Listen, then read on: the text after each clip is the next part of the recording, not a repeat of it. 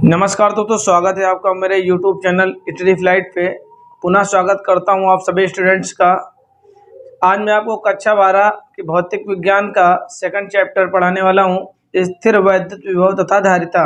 Chapter का नाम है स्थिर वैद्युत विभव तथा धारिता। इसका भाग 2 लेकर आया हूँ। भाग 1 मैं आपको अपलोड कर चुका हूँ, इसका भाग 2 मैं आपको पढ़ा रहा हूँ। ठीक है। भाग 1 आप पढ़ चुके हैं अच्छे से, और भाग 1 पढ़ लिए तो भाग 2 आप देख लीजिए। इसमें जो आपको डेरिवेशन करवाना है उसको मैं आपके सामने बाकायदा हल कर दूंगा, लेकिन जो थोड़ा परिभाषा इसकी बतानी है, थ्योरेटिकल टाइप है, तो थ्योरी आपको मैं अगर आपके साथ वीडियो के साथ लिखूंगा तो बहुत लंबी वीडियो हो जाती है। इसीलिए जो थ्योरेटिकल होता है उसको मैं बढ़िया हिसाब से थ्योरी लिख देता हूँ, फिर उसको मैं आपको समझा दूंगा, आप अपने हिसाब से तैयार कर लीजिएगा। ठीक है। तो इस समय मैं आपको केवल बोर्ड एग्जाम में पूछे जाने वाले मोस्ट इंपॉर्टेंट क्वेश्चंस को ही पढ़ा रहा हूँ, एक तरफ से पूरा क्वेश्चन नहीं पढ़ा रहा हूँ। ठीक है। इस बात का आपको हमेशा याद रखना पड़ेगा।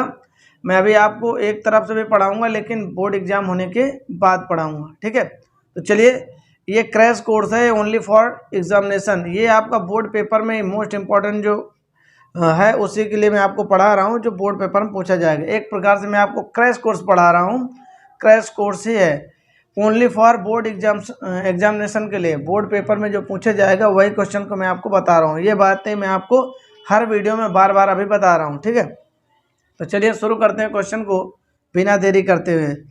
क्वेश्चन ये कह रहा है, किसी आवेशित चालक की स्थितिज ऊर्जा के लिए व्यंजक U = 1/2 CV² अथवा 1/2 Q² C प्राप्त कीजिए, जहां C चालक की धारिता है, Q चालक पर आवेश तथा V क्या है, विभव है।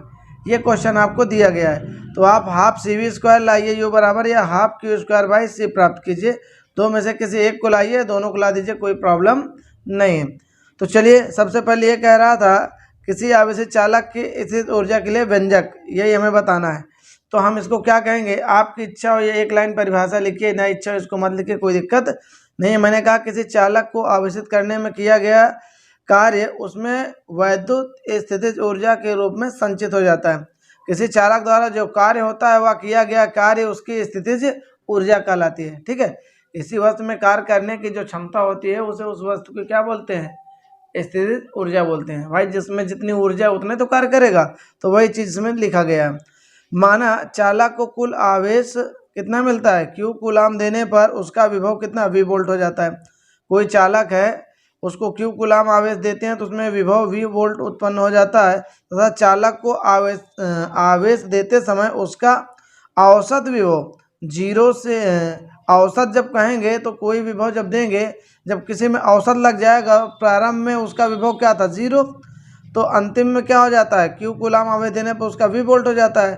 तो औसत विभव जो आएगा, तो शुरुआती यानी प्रारंभ प्लस अंतिम वाला, तो प्रारंभ में उसका विभव 0 था, तो 0 + V/2, अर्थात क्या आएगा, V/2, यानी कि औसत विभव उसका क्या हो जाएगा, V/2 हो जाता है। कब, जब Q कूलाम देते हैं, किसी चालक को Q कूलाम आवेश देते हैं तो V वोल्ट उत्पन्न हो जाता है, उसका विभवांतर।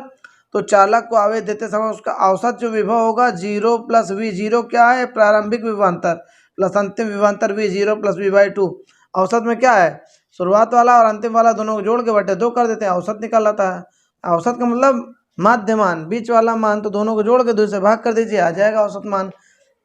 तो क्या करेंगे अब हम इसके लिए, अब इसका हम फार्मूला सिद्ध करेंगे। ये तो इसकी भाषा थोड़ी सी हो गई। अतः चालक को आवेशित करने में किया गया कार्य W बराबर होता है आवेश गुणे औसत विभव, आवेश गुणे औसत विभव। तो पहले आप इसको समझ लेना, समझने के बाद फिर इसको आप लिखना और फिर एक बार समझना, आपको पूरी बातें एकदम जबरदस्त तरीके से समझ में आ जाएंगी। ठीक है। तो किया गया कुल कार्य W बराबर आवेश गुणे औसत विभव होता है, आवेश गुणे औसत विभव।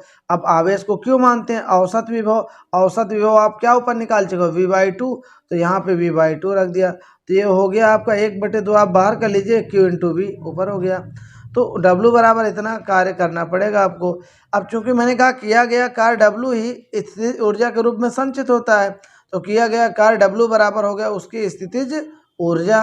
अब आपने पढ़ा होगा U बराबर, अभी मैंने पिछली वीडियो में बताया U बराबर हाफ Q × V, मैंने बताया अभी पिछली वीडियो में आपको बताया है, आप चाहें तो देख सकते हैं। U बराबर हाफ तो आप देख सकते हैं इसमें से कि यह ना समझो तो ये समझो कि W बराबर 1/2 Q इंटू वी, और W ही आपका U है तो W के पर आप U रख लियो तो यही वाला मान आपका आ गया है।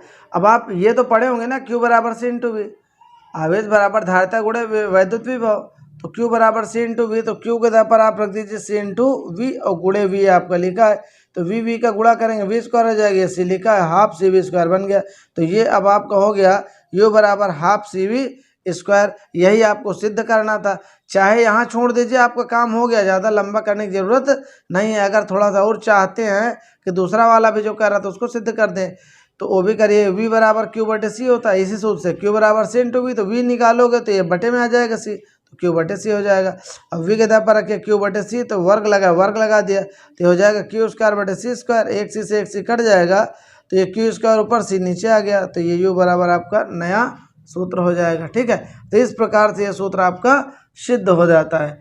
चलिए अगला फार्मूला मैं आपको सिद्ध करता हूँ। आशा करता हूँ कि आपको बिल्कुल इजी लगा होगा, बिल्कुल भी कठिन नहीं है, लेकिन अब यही कोशिश करिए कि बोर्ड एग्ज़ाम बहुत नज़दीक आ गया है, ज़्यादा समय मत सोचिए, कभी भी बोर्ड एग्ज़ाम की डेट निकल सकती है। सटीक तरीके से अभी तो बोर्ड एग्ज़ाम की डेट निकली हुई है, लेकिन उसको हम सही नहीं मान रहे हैं। कभी भी बोर्ड एग्ज़ाम की डेट निकल सकती है, इसलिए आप लोग कोशिश करिए। ठीक है, कोशिश करिए कि तैयारी अच्छे से रखिए, बोर्ड एग्ज़ाम जब होगा देखा जाएगा, डोंट वरी VIP। ठीक है, जितनी अच्छी तैयारी रहेगी उतने, जितना समय मिल जाएगा उतनी अच्छी तैयारी हो जाएगी, इसकी कोई चिंता करने की ज़रूरत नहीं है। चलिए अगला क्वेश्चन को देखते हैं। क्वेश्चन नंबर अगला दिया है, संधारित्र के ऊर्जा घनत्व से क्या तात्पर्य है? प्रदर्शित कीजिए कि एकांक आयतन में किसी समांतर प्लेट संधारित्र में संचित ऊर्जा 1/2 एप्सिलॉन 0 E² है। आपको कह रहा है सबसे पहले कि संधारित्र के ऊर्जा घनत्व से क्या तात्पर्य है। संधारित्र का ऊर्जा घनत्व किसे कहते हैं पहले ये बताना है, फिर प्रदर्शित कीजिए एकांक आयतन में किसी समांतर प्लेट संधारित्र में संचित ऊर्जा 1/2 एप्सिलॉन 0 E² है, जहाँ प्रतीकों का अर्थ क्या है? सामान्य, सभी प्रतीकों का अर्थ सामान्य है। तो चलिए इसकी मैं परिभाषा समझा रहा हूँ आपको। संधारित्र के ऊर्जा घनत्व किसको कहते हैं सबसे पहले मैं बता रहा हूँ। तो आवेशित संधारित्र की, आवेशित का मतलब जिसमें ऐसा संधारित्र मैंने बताया था ना ऐसे करके, आपको पिछली वीडियो में बताया था, ध्यान हो, इसके बीच की दूरी d माना था। ठीक है, ठीक है, तो क्या करेंगे, आवेशित संधारित्र का मतलब जिसमें आवेश दिया गया हो, जिसको आप कुछ ना कुछ चार्ज दिए हो। तो आवेशित संधारित्र की ऊर्जा उसके प्लेटों के बीच स्थित माध्यम में निहित रहती है। संधारित्र की प्लेटों द्वारा घेरे गए माध्यम के एकांक आयतन में निहित ऊर्जा को संधारित्र का ऊर्जा घनत्व कहते हैं। इसे स्मॉल u से प्रदर्शित करते हैं। ये इसकी परिभाषा, इसको थोड़ा सा याद कर लीजिएगा। ठीक है, तो फिर से समझ लीजिए, आवेशित संधारित्र का मतलब किसी संधारित्र में हमने क्या किया, आवेश दे दिया, उसको करंट दे दिया तो आवेशित हो गया। तो आवेशित संधारित्र की ऊर्जा उसकी प्लेटों के बीच, ये जो दो प्लेटें होती हैं, प्लेटों के बीच स्थित माध्यम में, इन प्लेटों के बीच कोई माध्यम परावैद्युत पदार्थ भरा होता है, परावैद्युतांक K होता है, उस माध्यम में निहित रहती है। किस माध्यम में? इस परावैद्युतांक K के माध्यम में निहित रहती है। संधारित्र की प्लेटों द्वारा घेरा गया माध्यम में, इस संधारित्र के प्लेटों के बीच जितना माध्यम घेरा गया है, कहता घेरे गए माध्यम में एकांक आयतन में निहित ऊर्जा, एकांक आयतन मतलब एक ही साथ जितना ये घेरा गया आयतन, इसमें जो निहित ऊर्जा होती है उसी को संधारित्र का ऊर्जा घनत्व कहते हैं। इन दोनों प्लेटों के बीच जो ऊर्जा होती है, ऊर्जा जो अंदर भरी रहती है, इसी को क्या बोलते हैं? संधारित्र का ऊर्जा घनत्व या संधारित्र की ऊर्जा घनत्व कहते हैं। इसे स्मॉल u से प्रदर्शित करते हैं। अब इसके बाद हम इसके सूत्र की बात करेंगे, कैसे इसका सूत्र निकालेंगे। स्मॉल u से प्रदर्शित करते हैं तो ऊर्जा घनत्व u बराबर होता है आवेशित संधारित्र की कुल ऊर्जा बटे संधारित्र के प्लेटों के बीच घेरा गया आयतन। संधारित्र के प्लेटों के बीच कितना आयतन घेरा गया, अभी मैंने आपको बताया था, दो प्लेटों के बीच में जो घेरा गया आयतन वही है। तो कुल ऊर्जा u होता है कैपिटल U, हाँ ये कैपिटल U बटे क्या है, आयतन को v माना है। और जहाँ आप जानते हैं आयतन v बराबर होता है क्षेत्रफल गुणे दोनों प्लेटों के बीच की दूरी। ये d क्या है, स्मॉल d है, ये मैंने लिख दिया है। a प्लेटों का क्षेत्रफल है, कैपिटल A क्या है, प्लेट कितनी लंबी चौड़ी है उसका क्षेत्रफल है, और स्मॉल d क्या है, प्लेटों के बीच की दूरी है। ये मैंने ऐसे प्लेट बनाया था ना, ये प्लेट, इनके बीच की दूरी को क्या माना था, यहाँ पे d माना है। ये जो प्लेट की मोटाई है, ये आपका ये प्लेट का क्षेत्रफल कहलाता है। ठीक है, लंबाई चौड़ाई है, ये आपका प्लेट का क्षेत्रफल है। तो U बराबर मैंने कहा स्मॉल u क्या ऊर्जा घनत्व आवेशित संधारित्र की कुल ऊर्जा बटे संधारित्र के प्लेटों के बीच घेरा गया आयतन, यानी U बटे V। तो U आपका लिखा है। अब आयतन बराबर जानते हैं क्षेत्रफल गुणे प्लेटों के बीच की दूरी। आयतन बराबर मैंने लिखा है आयतन V बराबर क्षेत्रफल गुणे प्लेटों के बीच की दूरी A इंटू डी।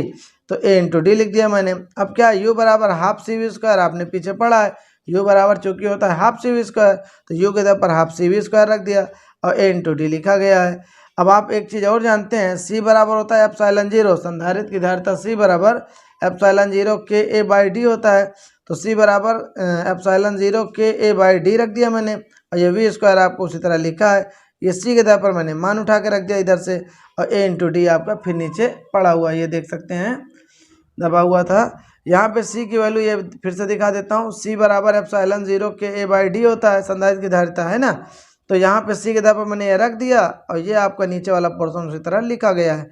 अब क्या करेंगे, आप देख सकते हैं एक चीज़ कि ये जो 2D है, 2 और D है भाग में ना, तो भाग वाला पोर्शन नीचे तो आएगा, तो ऊपर वाला एप्सिलॉन जीरो KA स्क्वायर बचा, ये बचा ना एप्सिलॉन जीरो KA स्क्वायर, ऊपर के बचा, नीचे 2D और D A नीचे पहले से है, तो 2D स्क्वायर A हो जाएगा, 2D स्क्वायर A हो गया, A से एक कट गया, तो आपका कितना बच गया, आप देख सकते हैं जब A से एक कट गया तो U बराबर एप्सिलॉन जीरो बचा, K बचा, V स्क्वायर बचा, नीचे 2D स्क्वायर। इसको समीकरण 1 मान लेते हैं।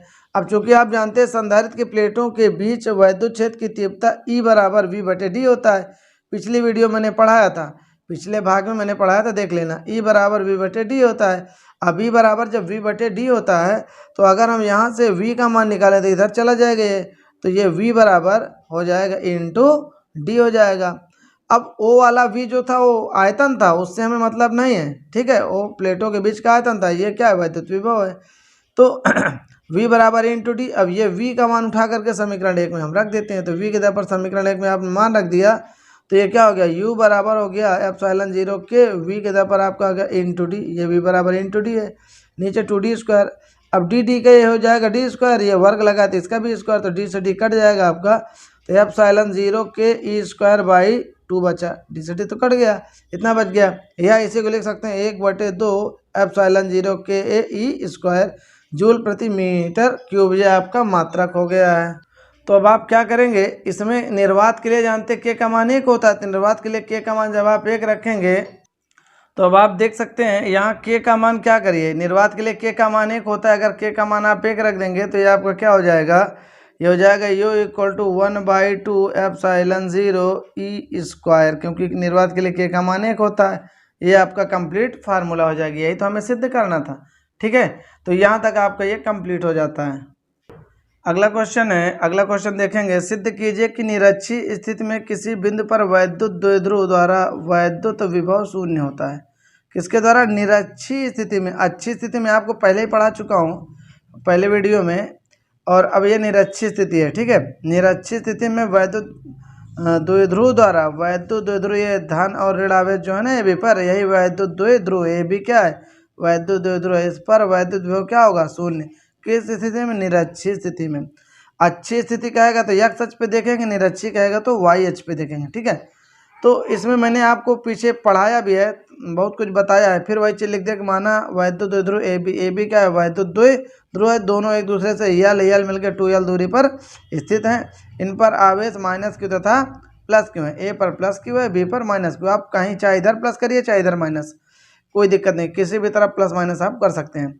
ए बी के मध्य बिंदु ओ से r दूरी पर एक बिंदु P है, जिस पर हमें वैद्युत विभव V ज्ञात करना है। किस पर, ए बी के मध्य बिंदु O से r दूरी पर एक बिंदु P है, जिस पर वैद्युत विभव V ज्ञात करना है, ठीक है। तो आइए अब देखते हैं इसमें करेंगे क्या, प्लस Q के कारण वैद्युत विभव। अगर प्लस Q के कारण की बात करें वैद्युत विभव, तो आप देख सकते हैं प्लस Q इधर है कि नहीं है, प्लस Q के कारण वैद्युत विभव। तो प्लस Q के कारण वैद्युत विभव की दूरी क्या है, दूरी AP है कि नहीं है, और यहाँ AP और BP दोनों आपस में क्या है, बराबर है। क्यों, क्योंकि मध्य बिंदु से लिया गया है, तो ये दोनों दूरियां आपस में क्या है, बराबर, इसलिए मैंने लिख दिया AP बराबर क्या है, BP है, ठीक है। तो प्लस Q के कारण वैद्युत विभव की बात करें तो प्लस Q के कारण वैद्युत विभव होगा 1/4 पाई एप्सिलॉन जीरो के क्या है, ये दोनों के बीच में कोई निर्वात हो सकता है या कोई परावैद्युत पदार्थ हो सकता है। तो परावैद्युत पदार्थ के हैं तो क्यू बाई एप्सिलॉन 0 आवेश बटे इनके बीच की दूरी। प्लस क्यू से ले रहे हैं तो प्लस क्यू से आवेश प्लस का क्यू है और दूरी क्या है, ए से पी है, दूरी ए पी हो गया। माइनस क्यू के कारण अगर विभव करेंगे तो 1/4 पाई एप्सिलॉन 0 के, और इसमें देखिए विभव वाले में प्लस क्यू है तो प्लस लिखेंगे, माइनस क्यू है तो माइनस लिखेंगे। और वैद्युत क्षेत्र की तीव्रता वाले में प्लस माइनस नहीं लिया जाता है, उसमें आपका धन का ही लेंगे, बाकी रहता दोनों आवेश है, धन और ऋण में।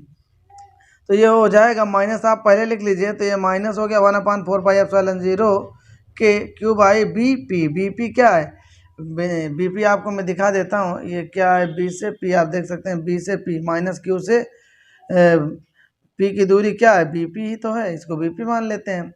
अब चूंकि मैंने बताया अभी अतः बिंदु पी पर परिणामी विभव की बात करें, बिंदु पी पर परिणामी विभव, विभव क्या होता है, अदिश राशि है, विभव एक अदिश राशि है। तो अदिश के लिए v बराबर क्या होता है, v1 प्लस v2, दोनों का विभव जुड़ेगा, प्लस क्यू से और माइनस क्यू से, दोनों को जोड़ेंगे और जोड़ेंगे तो इसका मैं हल निकाल देता हूँ। हल क्या बनेगा, तो v बराबर आप पहले v1 का मान लिखें 1/4 पाई एप्सिलॉन 0 के, दोनों से कॉमन कर लीजिए तो एक आपका आएगा क्यू बटे ए पी हो जाएगा, माइनस क्यू बटे ये आपका बी पी हो जाएगा। ठीक है, आप ना अगर ध्यान दिए हो तो मैं फिर से दिखा देता हूँ, देख सकते हैं v1 का मान है 1/4 पाई एप्सिलॉन 0 क्यू बटे ए पी, तो 1/4 पाई एप्सिलॉन 0 ये आपका दोनों में कॉमन हो गया, तो इतना ये माइनस इतना, यही तो मैंने लिख दिया है। ठीक है, ये दोनों लिख गया। अब चूंकि मैंने आपको बताया ए पी के बराबर आपका क्या है, बी पी है कि नहीं, ए पी बराबर बी पी, तो चाहे ए पी को चेंज करो चाहे बी पी को, एक को चेंज दूसरे को नो चेंज कर दो, तो 1/4 पाई एप्सिलॉन 0 हो जाएगा आपका, ये क्यू अपान ए पी है मान लो, और ये क्यू अपान बी पी बराबर ए पी लिख सकते हैं, तो ये ए पी फिर से लिख दिया, तो ये प्लस और ये माइनस आपका ख़त्म हो जाएगा। तो प्लस माइनस ख़त्म होने से क्या करेंगे हम देखते हैं, तो आप देख सकते हैं ये आपका प्लस माइनस कट जाएगा, तो ये आया 1/4 पाई एप्सिलॉन 0 के, ये ज़ीरो हो गया, ज़ीरो हो गया, जीरो से गुणा करेंगे क्या आ जाएगा, ज़ीरो। तो यही बिंदु पी पर यानी बी पी आपका क्या हो जाएगा, ज़ीरो। बिंदु पी पर वैद्युत विभव क्या हो गया आपका, ज़ीरो आ गया। तो यही तो हमें सिद्ध करना था। ये आप क्वेश्चन को फिर से देख सकते हैं, क्वेश्चन आपको दिया गया है कि ये सिद्ध कीजिए कि निरक्षीय स्थिति में किसी बिंदु पर वैद्युत विभव, वैद्युत विद्युत और वैद्युत विभव शून्य होता है। तो शून्य आपका मैंने सिद्ध कर दिया, बिंदु पी पर वैद्युत विभव क्या आ गया, ज़ीरो आ गया।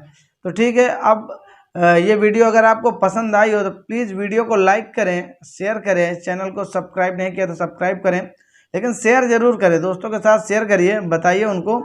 बिंदास क्लासेस चल रही, इस समय बोर्ड पेपर की मस्त तैयारी करवाऊंगा मैं आपको, आप लोग परेशान मत होइए। बोर्ड पेपर के पहले मैं सारा सिलेबस आपका समाप्त कर दूंगा।